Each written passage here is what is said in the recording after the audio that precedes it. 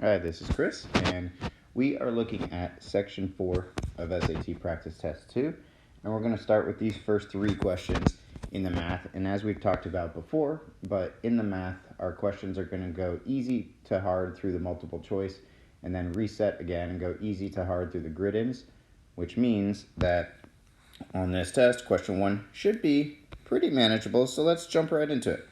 A musician has a new song available for downloading or streaming. The musician earns 9 cents each time the song is downloaded and 0.002, so it's going to be 0.002 of a dollar each time the song is streamed. Which of the following expressions represents the amount in dollars that the musician earns if the song is downloaded D times and streamed S times? So two things to point out is that on an easy question, you oftentimes don't have to worry as much about the units as you would on a higher level difficulty question. They're asking about the amount in dollars. And if you look, they give us, even though these decimals look like unique amounts to see when you're talking about money, because this one has something in the thousandths place, because everything is already in dollars for each of these, that means that we don't have to worry about doing a conversion. We don't have to worry about some sort of multiplier to try to get these to a different unit. So we can leave those numbers as is. We know we're going to see 0.09 and 0.002 in our correct answer choice.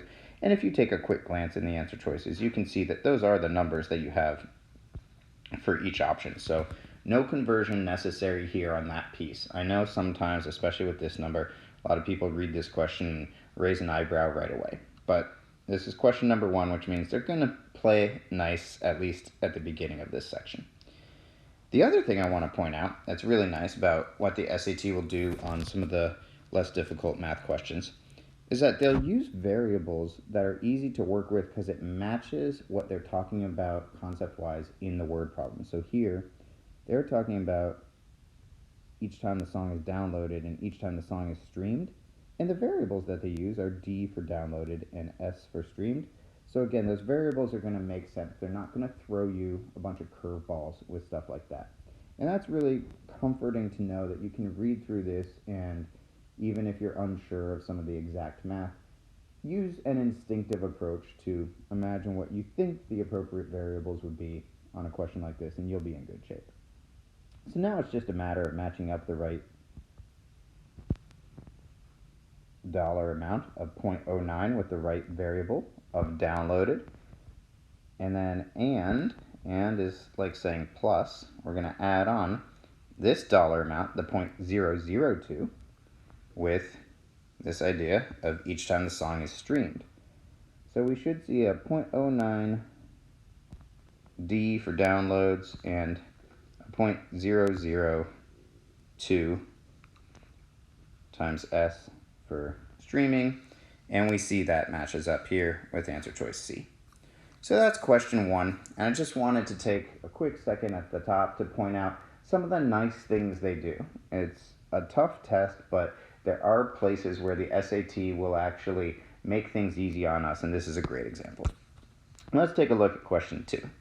And this has one of those always situations that we love to see. I'm going to read the question and point out the always situation that we want to take advantage of here in our setup.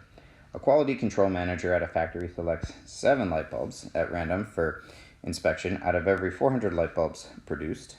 At this rate, how many light bulbs will be inspected if the factory produces 20,000 light bulbs? So this is a very common structure that you will see in SAT word problems where there are going to be 3 values given and 1 unknown. That's what the question's asking for. They want us to figure out that 1 unknown value. And if you recognize this setup right here, where there's 3 given values and 1 unknown, I want your first thought to be to think proportion whenever you see that. Because that's what a proportion is going to allow us to do, is take 3 known values and solve for an unknown by setting 2 fractions equal to each other. So this question is really just asking us to set up a proportion, and we want to make sure that we just set up the corresponding pieces with each other. So here it's 7 light bulbs for inspection out of every 400 light bulbs produced. So 7 out of 400. And you can, if it's helpful, just to put a little note, that's inspected versus produced. And so we want to make sure we align everything correspondingly.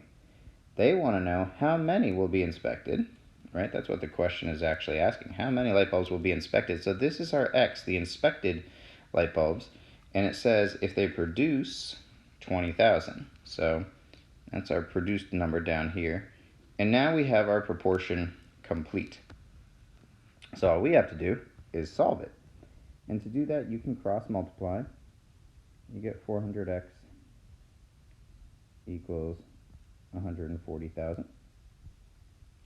And this is calculator section, so if you do need calculator for this, that's absolutely fine.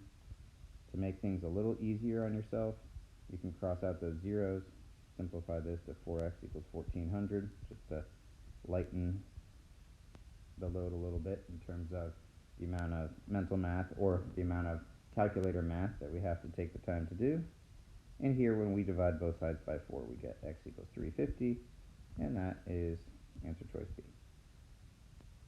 Let's take a look now at question 3.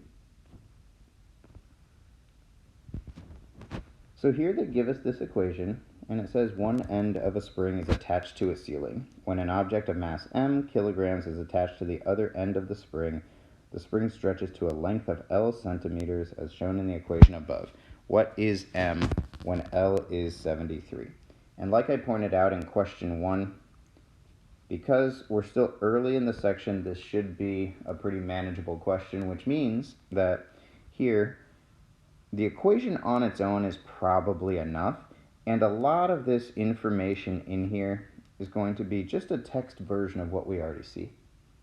So the variables are going to be intuitive. Mass is m, length is L, and they give us the value for L, so we can just plug it right in. 73 equals 24 plus 3.5 m. Subtract 24 from both sides, you get 49 equals 3.5 m. Divide 49 by 3.5. Again, it is calculator section. You can certainly use that to your advantage. And we're left with 14 equals m. That's what they're asking. That's answer choice A.